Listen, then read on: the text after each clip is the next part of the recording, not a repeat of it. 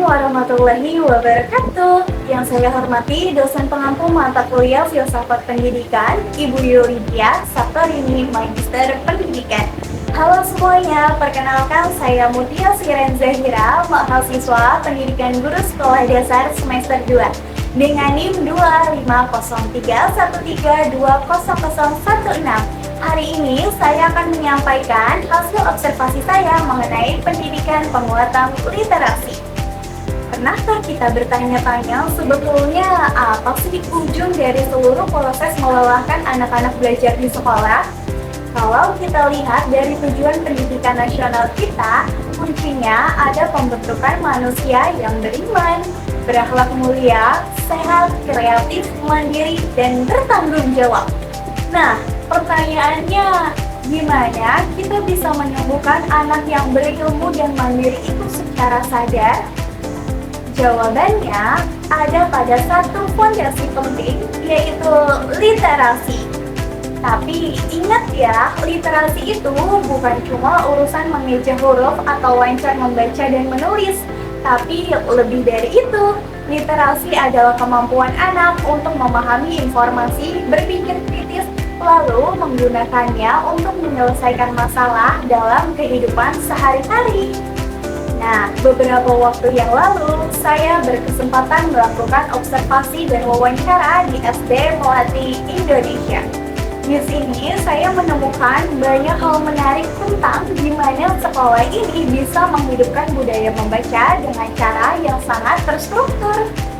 Hal pertama yang saya sadari adalah literasi di SD Melati Indonesia ini bukan cuma kegiatan pelengkap jadwal, tapi program ini disusun menjadi budaya sekolah dan ada beberapa kegiatan yang menarik yang mereka lakukan. Yang pertama yaitu presentasi literasi setiap hari Senin setelah upacara bendera. Bayangkan, setiap kelas bergiliran mengirim satu perwakilan untuk maju dan bercerita tentang buku yang mereka baca. Ini tuh keren banget kan?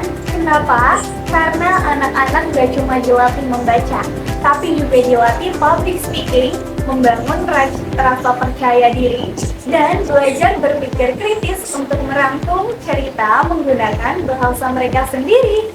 Yang kedua yaitu literasi lintas mata pelajaran. Di sekolah ini, literasi itu nggak cuma ada di pelajaran bahasa Indonesia aja, tapi semua guru mata pelajaran ikut bertanggung jawab dan berkontribusi. Dan uniknya, kalau mereka lagi ada waktu luang setelah menyelesaikan tugas, anak-anak dibebaskan memilih mau menggambar ataupun membaca. Pendekatan ini bikin anak-anak tidak terasa dipaksa, tapi lingkungan mereka tetap mengkondisikan mereka dekat dengan buku. Yang ketiga, yaitu program silent reading alias membaca hening.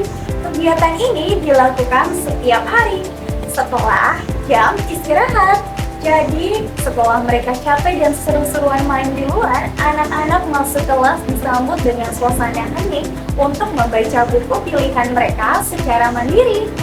Langkah sederhana yang positif kayak gini ampuh banget untuk melatih fokus, konsentrasi, sekaligus menenangkan emosi anak sebelum memulai belajar kegiatan selanjutnya. Yang keempat yaitu pohon literasi origami atau yang biasa disebut pojok baca.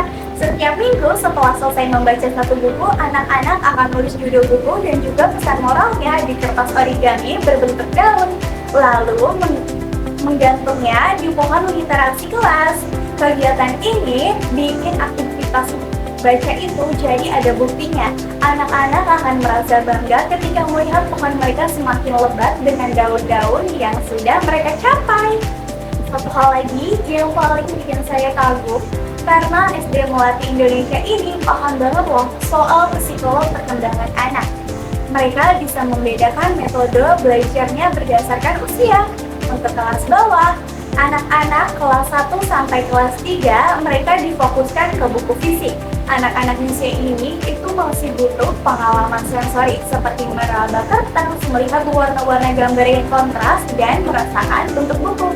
Sedangkan untuk anak usia atas, kelas 4 sampai kelas 6, mereka sudah lancar membaca, jadi diarahkan ke literasi digital. Mereka memanfaatkan tablet ataupun HP untuk mengakses perpustakaan digital sekolah.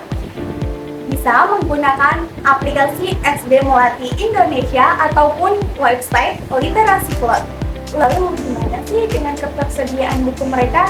Tenang ya, karena sekolah ini kreatif banget untuk membongkar keterbatasan. Mereka berkolaborasi dengan pihak luar. Salah satu contohnya yaitu lomba dengan Bank BTN.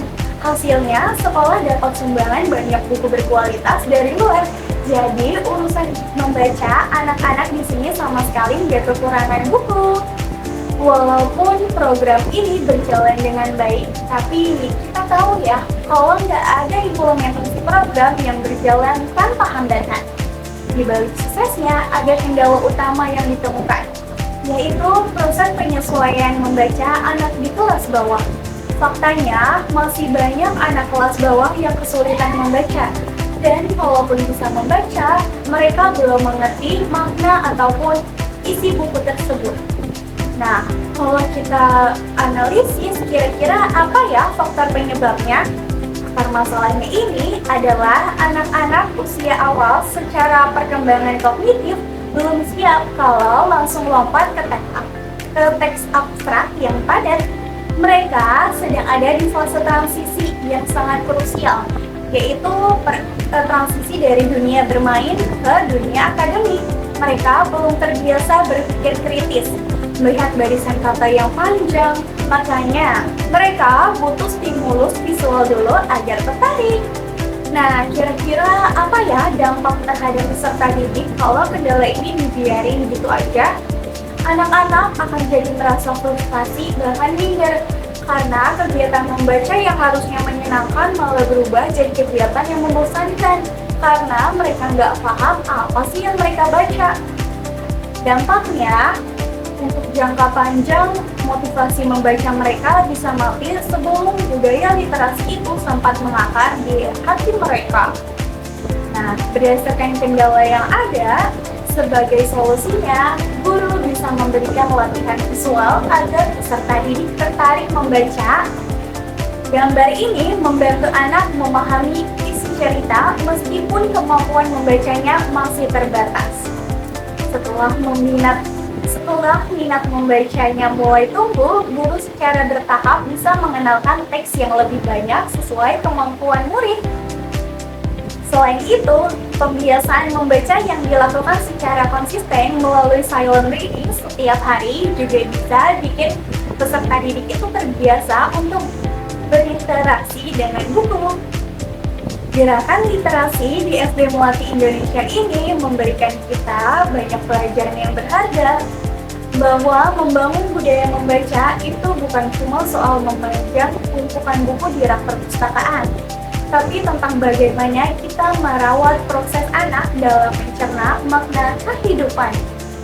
Dengan kolaborasi yang kuat dan solusi kreatif atas kendala anak kelas bawah, kita bisa memastikan bahwa setiap helai daun kertas yang digantung di pohon literasi itu benar-benar tumbuh dari pemahaman terdalam anak-anak kita.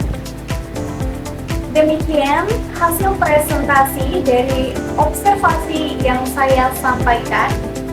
Semoga pemaparan ini bisa memberikan gambaran untuk kita semua betapa pentingnya mengawal literasi di sekolah dasar sebagai bekal mereka menghadapi masa depan. Mohon maaf atas segala kekurangan dan kesalahan kata. Terima kasih banyak atas perhatiannya. Wassalamualaikum warahmatullahi wabarakatuh. Sampai jumpa.